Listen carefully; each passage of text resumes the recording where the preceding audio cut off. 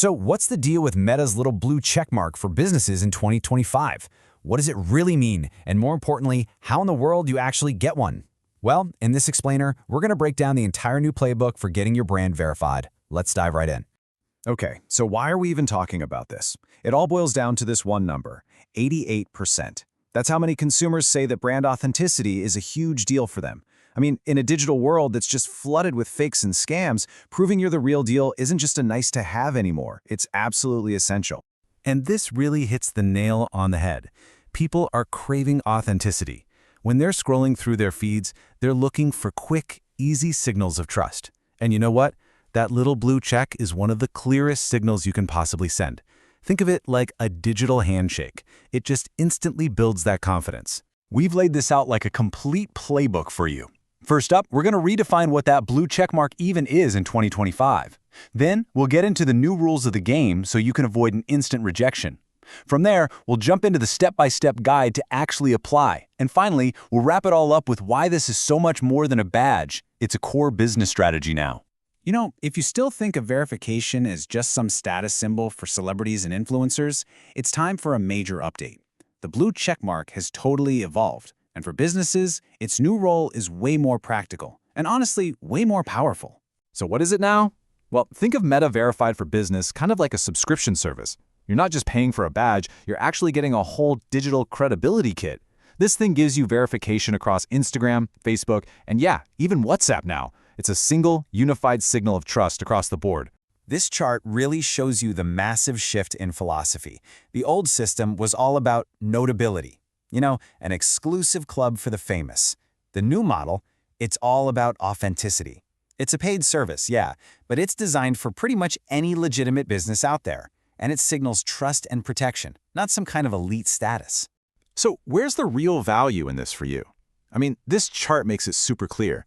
40% is about building brand trust, and a huge 30% is about protection from impersonators. Sure, you get other perks, but the main reason to do this is clear. Meta Verified is now a defensive, trust-building tool first and foremost. Okay, so the name of the game is authenticity. Got it. But just knowing that isn't enough. Trying to apply without understanding the new rules is pretty much the fastest way to get your application tossed out. So let's talk about the pitfalls that trip up most businesses. So let me ask you, what do you think is the #1 reason applications get denied this year? It's probably not what you'd expect. It's a newer rule, and it really shows you how focused Meta is on stability and preventing scams. And there it is. Making a bunch of edits to your profile name, your picture, or your username right before you apply is a massive red flag for Meta's automated systems. They see that as suspicious activity, like maybe someone's trying to set up an account to impersonate another brand. And beyond that big new rule, you've got the classic mistakes. Just think of your application as a credibility audit. Meta wants to see consistency, a squeaky clean record, and real organic growth. So here's a good question to ask yourself right now. Does my brand's online presence look stable and consistent enough to pass Meta's automated check? Now, while we're talking about rules and protection, I have to give you a serious warning. There's a really slick phishing scam going around that's targeting businesses who are eager to get verified. You gotta know what to look for. Here's how you spot it. Any legitimate message from Meta about verification will happen inside the app itself. The scam, however, comes as an outside email. It'll say something generic like, "Dear user," and, this is the big one, it'll ask you to click a link to an external site to log in. Meta will never do this. Always, always check the URL. And just remember, the real verification process happens inside their official apps, period. All right, you know the rules, you know the risks. Now for the main event, the actual step-by-step playbook to get your application seen and hopefully approved. Prep work is absolutely everything here. Before you even think about applying, make sure you're set up as a professional account. Do a quick audit of your branding. Is your logo, your name, your bio identical across the board? And the most important part, like we talked about, finalize everything. Lock it all in. Then you wait. Wait at least 30 days to let those changes settle before you hit that apply button. Once you're ready, the process inside Instagram and Facebook is actually pretty straightforward. You'll find the request verification option in your settings under Business or Creator Tools. You'll have to upload some legal docs to prove your business is real, and then provide links to any press you've gotten to show that your brand is out there and notable. Now, the process for WhatsApp is pretty similar, but you start inside the WhatsApp business app. You'll just go to your tools, select Meta Verified, and pick your subscription plan. And just like with the other platforms, you'll need to make sure all your business details match your legal paperwork before you submit it for review. To make this all go smoothly, have these documents ready to go. You'll need proof of your business name, address, and ID, but really pay attention to those press mentions. This actually brings up a key knowledge gap. What kind of press does Meta actually consider notable? A little mention on a local blog might not cut it.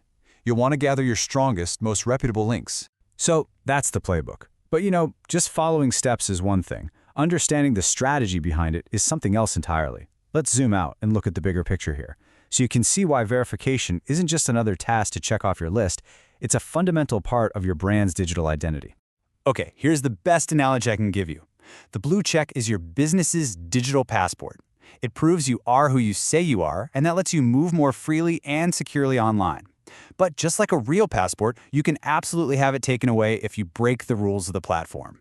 And if the passport analogy doesn't click, try this one. Think of it like applying for a business loan. You can't just walk into a bank and demand money. You have to show a stable history, have all your paperwork in order, and prove you're a credible, low-risk entity. The exact same logic applies here. Meta is kind of investing its credibility in your brand, and it wants to see that you're a safe bet. This leads us to a really common question I hear. With a paid subscription, does this just mean the blue check is for sale now? And the answer is not quite. I mean, yes, there's a fee. But as we've seen, Meta is still playing gatekeeper. The rules around profile stability and authenticity show they're not just handing these out to anybody with a credit card. So here's the bottom line. The blue check is no longer a trophy reserved for the famous. It's a utility. It's a foundational tool for any serious business that needs to build trust and protect itself online in 2025. So I'll leave you with this final thought to chew on. If the blue checkmark is becoming a standard utility, something that's just expected for any legitimate business, what comes next? What's going to be the new, hard-to-get signal that truly separates a good brand from a great one in the eyes of your customers? Because that is the next chapter in digital trust.